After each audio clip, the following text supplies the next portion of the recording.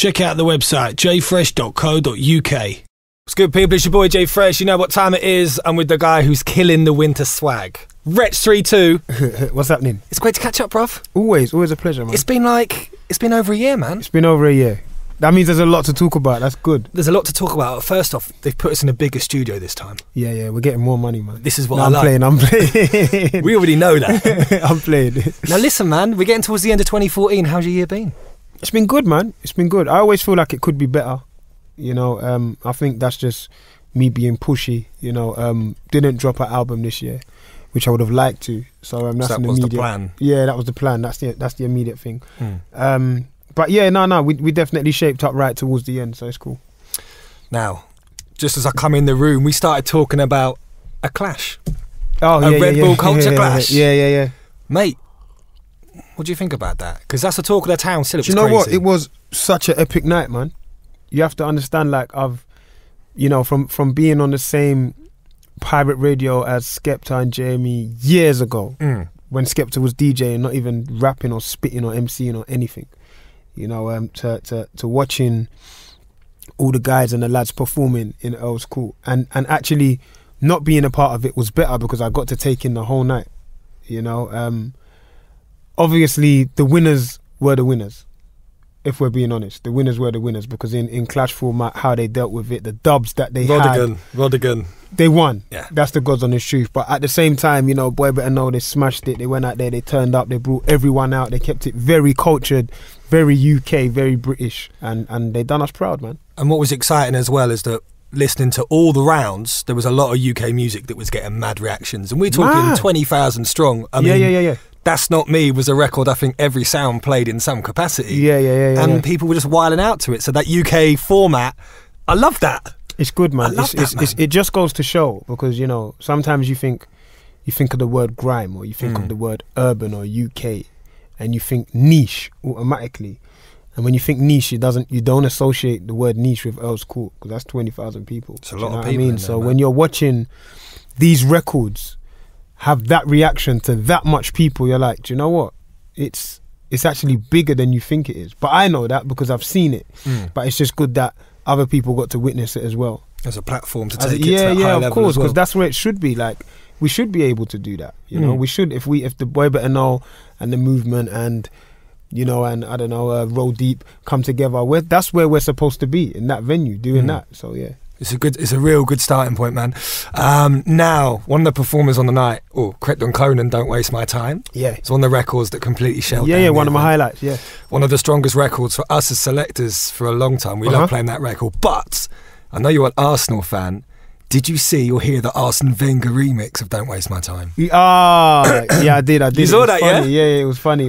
And he had the guys, they had the mask of Wenger. There was a video, right? I like the way they literally put everything in there. Like they followed the flow and the words and the wordplay. It was wicked, man.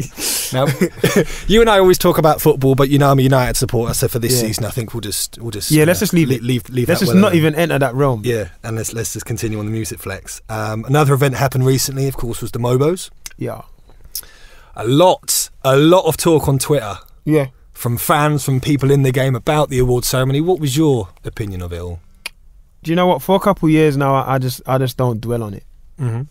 I don't even really speak on it. I just think like the way that they handled us when it was our year to clean up wasn't correct. But one thing I will say is now, you know, looking at the nominees, you know, it's nice. I feel like I kind of took the bullet in order for them, the organisation, the committee, or the one person to make decisions on who should be nominated. So when I'm seeing Stormzy nominated and I'm seeing these guys nominated and Fecky and I'm seeing everybody performing, I'm like, okay, cool, you're getting it now. It's cool, you know what I mean? So the door was opened and now people are you know, me through. Personally, I won't be back in that building. No. You know, but I respect that, you know, people are getting their just dues now, and if I had to take the bullet for it, I'm all good. We talk about output, new record on the way. Yeah. A different kind of record for you, showcasing versatility. Yeah, we got in our old age. No, I'm joking. Nah, you know what it was. I always thought about doing a record like this. But I actually thought that it would be the first single of my fourth album, and I thought like it would just be significant because it would be different. The start of a new chapter. Yeah, almost. the start of a new chapter. But I just felt like I needed to bring the concept forward. You know, thankfully I was in good hands with producers that care about me and care about making great records and not just want to make #1 records and whatever's current. So we were able to push the boundaries with it. Shout out to SOS and shout out to Van Wade as well. So yeah, it's good, and it's been received how I thought it'd be received. I expected at first people to go, hang on a second, is that him singing? Then the next question, hang on a second, where's the rap verse?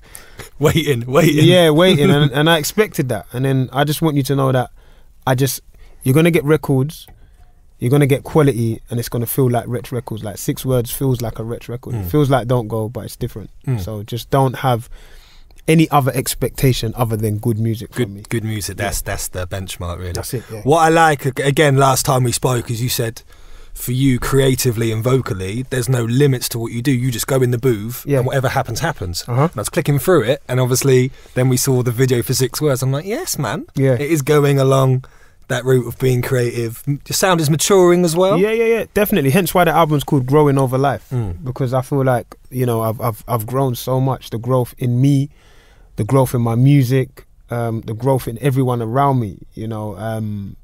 And yeah, just me understanding music more, me getting better. Lyrically, I'm getting better, I'm growing. So yeah, Growing Over Life was the right title. We're getting to that time of year now where Christmas is just around the corner. Oh, for God's sake. I walk into a shop today, I see Christmas decorations up. I get angry. If the tree's up before December, I'm not a happy guy. But for you, I believe you were quite impressed with a John Lewis advert recently. Yeah, do you know what? I realised. Levels. I'll be honest with you. You see, when it comes to making these Christmas adverts, I believe that John Lewis is the Bob Marley of Christmas adverts. I saw that quote on your Twitter. Yeah. I like that, man. And you know I said that because Bob Marley songs are so simple, so effective, and so straight to the point, and so real. And I feel like that's what they deliver. Yeah, obviously they tried to push the boat out this time with the penguin and stuff, but they're the Bob Marley of Christmas adverts. They are. They put a lot of money into it, man. Yeah, but a lot of the budgets, like the ones like last year and the year before, that didn't need a big budget. It just it was the sentiment of it, innit? And we talk about Christmas presents. Yeah, that's the key point. What is the best present you've ever received? Best present I ever received is boxer shorts. Isn't that just a standard as a male? No, and I'll tell you why. Socks and boxer shorts, standards. Yeah, socks and boxer shorts. And I'll tell you why. When do you go out and buy socks and boxers? You don't, because you know you get them at Christmas. Exactly my point. So that is why it's the best present you can ever receive. So I'm just saying that to anyone of my family who's listening. You know, I really appreciate the boxers and the socks. And I'll put you on the spot now. What's the worst present you've ever received? And who gave it you? Worst present was a trick. My sister tricked me. I wanted a bracelet that year. She wrapped up something that looked like a bracelet, put it in the cupboard. She was like, this has got to be hidden in a special place. It was a king-size Snicker. How old were you at the time? It's one like a year ago, wasn't it? Even at mum's. I must have been about 13, 14 maybe. Maybe even, 13, 14 I reckon. 12, 13, 14. Yeah. Not the greatest present ever. Nah, it's a good trick though. I love it. Now listen, man, we look forward to the single dropping. The video's got mad views already, and the album. It's picking up, yeah. You know what I mean? It's coming, it's all coming. It's all coming, man.